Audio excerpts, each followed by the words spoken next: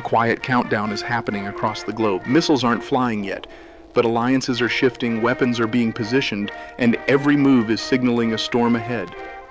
When World War III begins, it won't be announced. It'll be deduced. This week, NATO's top official made a statement that should have sent shockwaves through every newsroom, every war room, and every kitchen table. Mark Rutte, the Secretary General of NATO, warned that if China invades Taiwan, Russia may strike Europe. Not could, may. His exact words, published in the New York Times, outlined what may be the clearest admission yet that a two-front global war is not only plausible, it's being discussed behind closed doors. Rutte said that Xi Jinping, facing U.S. and allied pushback in the Indo-Pacific, might ask Vladimir Putin to open a second front in Europe, launching attacks on NATO territory to divide Western resources and attention. Let that sink in. NATO's leadership believes we may face simultaneous conflict with both China and Russia, two nuclear-armed superpowers acting in strategic coordination. This is no longer about isolated tensions. This is chess at the highest level, and the board is set. Behind that warning lies a mountain of movement, visible only if you're watching not what's being said, but what's being done. Russia's military budget hasn't just increased, it has shattered all post-Soviet records, now surpassing Cold War peaks in real terms. Satellite imagery confirms the rapid expansion of long-range missile storage sites in Kaliningrad, just a few hundred miles from Berlin, with rail traffic moving in patterns consistent with deployment readiness. At the same time, NATO intelligence reports reveal intensified Russian activity near Estonia and Latvia, with rotating units now training under live fire conditions year-round. But what's perhaps most unsettling is Russia's renewed focus on short-range tactical nuclear systems, the very weapons designed not for deterrence, but for battlefield use. Meanwhile, in Western Europe, ports like Rotterdam and Antwerp, normally hubs of commercial traffic, are now discreetly receiving bulk U.S. military shipments, including preloaded containers, mobile artillery platforms, and forward-positioned logistics units. These are not signals of peacetime assurance. These are preparations for proximity war. Germany, after decades of military restraint, is openly debating the development of an autonomous European strike force, one that, according to some Bundestag members, should include nuclear capability independent of U.S. control. Poland has ordered over 1,000 new tanks, launched a domestic missile defense initiative, and is constructing hardened airfields capable of receiving U.S. bombers. The United Kingdom, once cautious, has pledged to double its defense spending within 4 years and re-establish permanent deployments in Eastern Europe. These aren't symbolic gestures. This is hard power being reassembled. NATO isn't building up to posture. NATO is building up to act if necessary. And while all eyes fixate on Europe, China continues to move with quiet precision. Xi Jinping has publicly framed his stance on Taiwan as patient and inevitable, but inside Chinese war colleges and think tanks, the tone is different. In the last quarter alone, the PLA has conducted no fewer than 37 simulated invasion scenarios, testing not just amphibious landings, but missile saturation, airborne corridor seizure, and electromagnetic jamming to blind U.S. satellites.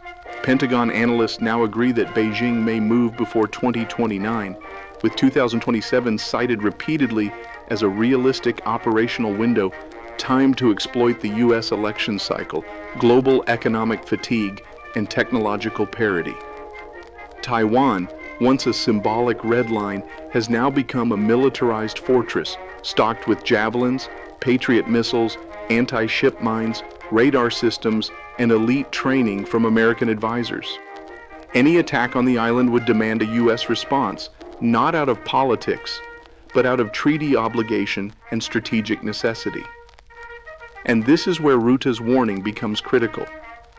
If China attacks, and the U.S. pivots fully to the Pacific, Russia may seize that moment to strike in Europe, not to win instantly, but to fracture NATO's bandwidth and test the limits of Western resolve. It wouldn't just be opportunistic, it would be coordinated, because this isn't fiction. Over the past 18 months, Russia and China have steadily fused their military, economic, and technological strategies. Joint naval patrols near Japan and Alaska, bilateral energy deals in yuan and rubles, shared surveillance technology, drone chassis swaps, and battlefield data exchanges. Russian UAVs are now flying with Chinese optics. Chinese AI engines are modeling Russian artillery tactics. And when you examine their joint messaging, from UN votes to Global South diplomacy, it's clear they're speaking with one voice, even if they act on different fronts. What makes this moment uniquely dangerous is the convergence of timing and weakness. Western military planners now say we're inside a 5-year window where both adversaries could act, not because they must, but because they can. The West is distracted by internal polarization. Supply chains remain brittle. Stockpiles of key munitions are low. Civilian readiness is near zero. And war in 2025 won't begin with tanks rolling across a border.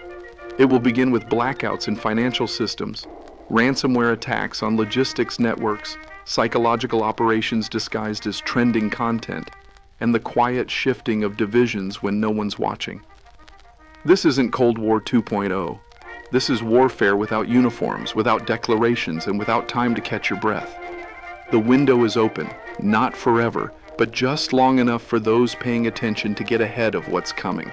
Let's push the logic one step further. If China moves on Taiwan and Russia opens a European front, the first visible impacts won't be explosions on CNN. There'll be market freezes, shipping snarls, and a sudden spike in energy costs as insurers refuse to cover tankers in contested waters. Expect rapid capital flight from emerging markets, emergency bond purchases by central banks, and a surge in cyber insurance claims as digital attacks escalate. Inside the U.S., Homeland Security would shift overnight.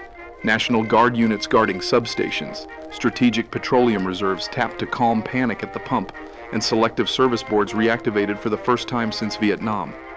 Europe would likely invoke Article 5 within hours, but that collective defense clause would strain the alliance.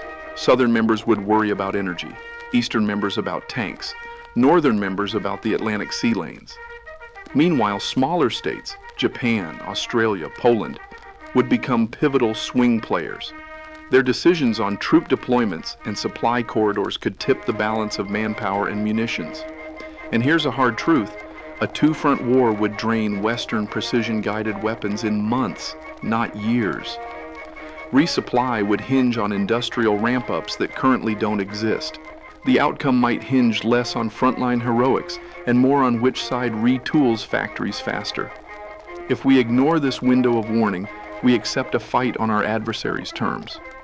If we act now, shoring up manufacturing, hardening grids, clarifying red lines, we still have leverage. So what does this mean for us right now? It means the scenario of a two-front war is no longer a fantasy. It's a contingency.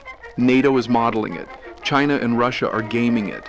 And every signal coming from military, financial, and diplomatic sources suggests they're building toward it. But here's what matters most.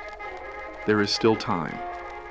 Time to read the signals, time to stay informed, time to prepare, not just with gear, but with mindset.